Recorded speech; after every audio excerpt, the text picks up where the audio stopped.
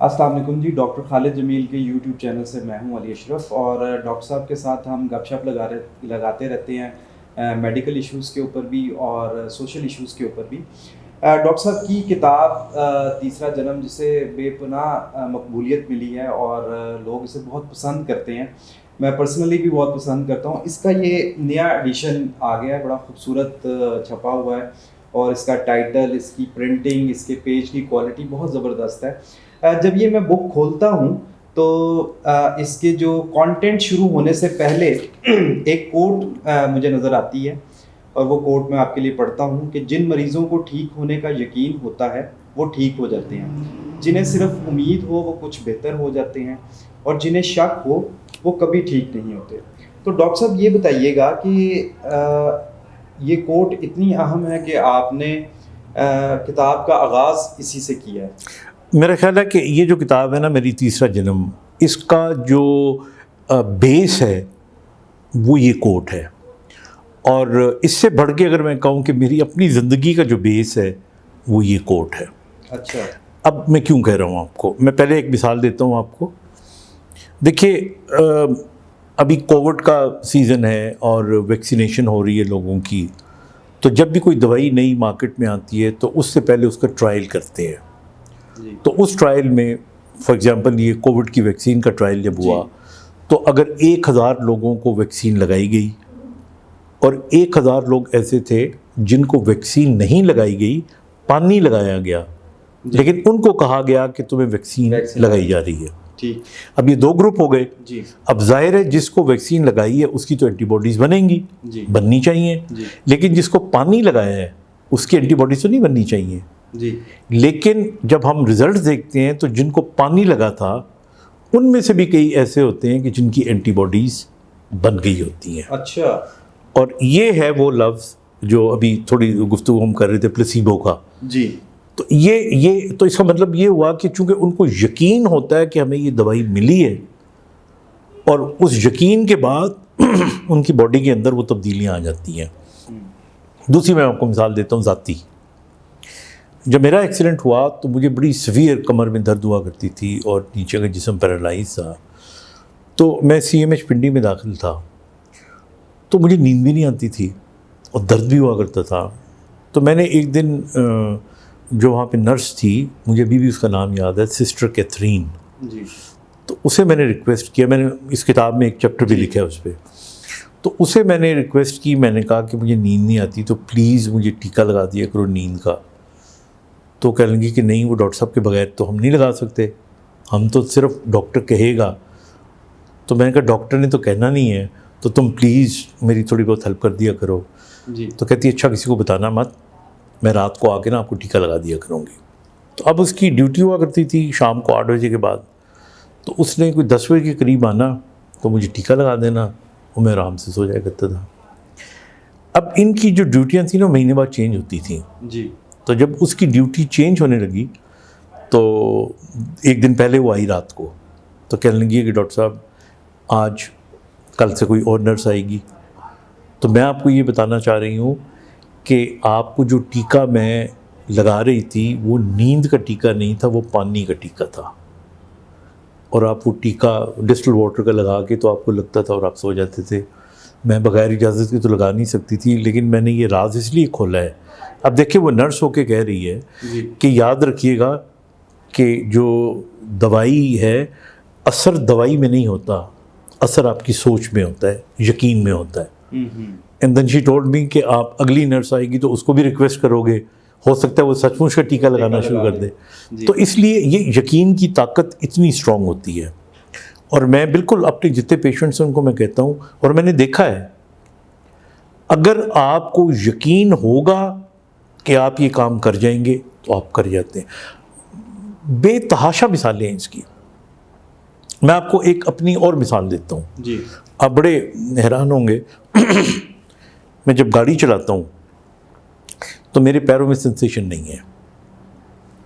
Sensation नहीं है तो जाहिर है कि जिसके पाँव को, मेरी टांगों को पता ही नहीं चलता कि मेरा टांग कहाँ पर है।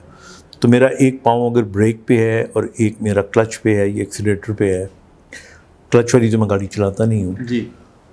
तो اب مجھے یہ خوف ہوتا ہے کہ ایک دم اگر بریک مارنی پڑ گئی تو کیا ہوگا، تو اس لیے میں ہینڈ بریک والی گاڑی استعمال کرتا ہوں کہ اگر ایک دم مجھے بریک مارنی پڑ گئی تو میں ہینڈ بریک کھینچ لوں گا۔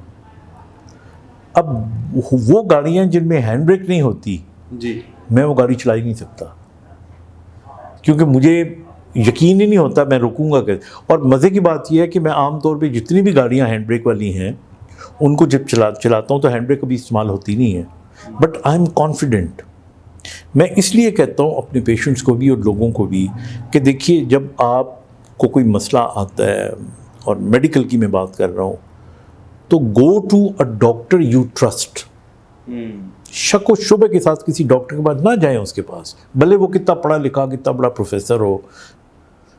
آپ جب جائیں کسی کے پاس علاج کروانے کے لیے تو پہلے یقین کر لیں کہ ہاں اس سے میں نے علاج کرایا تو میں ٹھیک ہو جاؤں گا، اور ڈاکٹر کو چاہیے کہ وہ جب علاج کرے تو اسی یقین کے ساتھ اس کا علاج کرے۔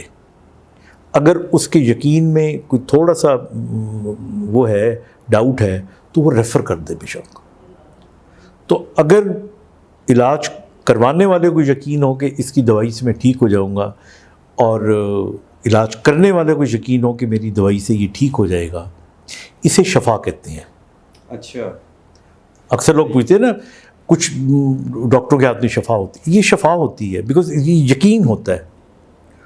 آپ جب یقین پکا ہوگا آپ پاؤڈر گھول کے بھی دے دیں گے نا تو مریض ٹھیک ہو جائے گا، اور ایسا ہوتا ہے۔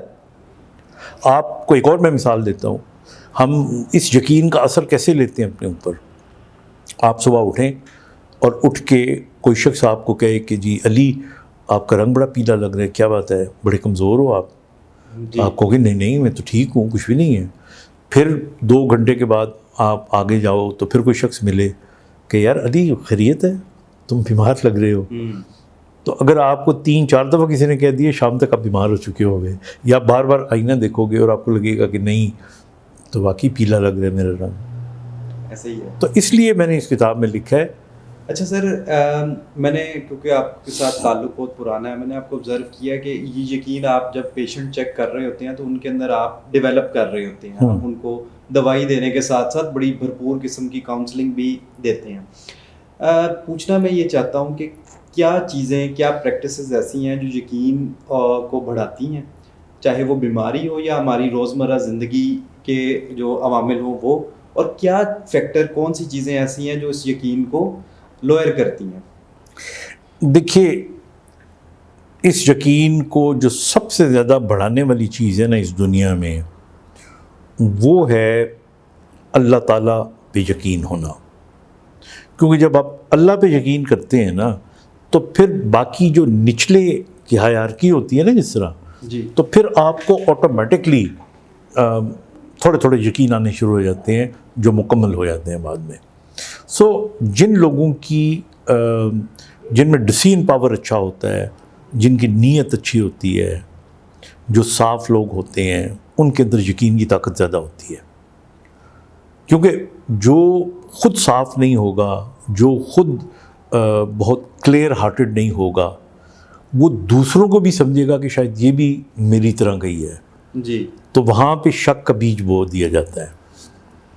اچھا آدمی، تو یہ سمپل آپ کے سوال کا جواب یہ ہے کہ ہمیں سمپل زندگی گزارنی چاہیے، ہمیں اللہ پہ یقین ہونا چاہیے، ہمیں لوگوں کو اس وقت تک برا نہیں کہنا چاہیے جب تک کہ ثابت نہ ہو۔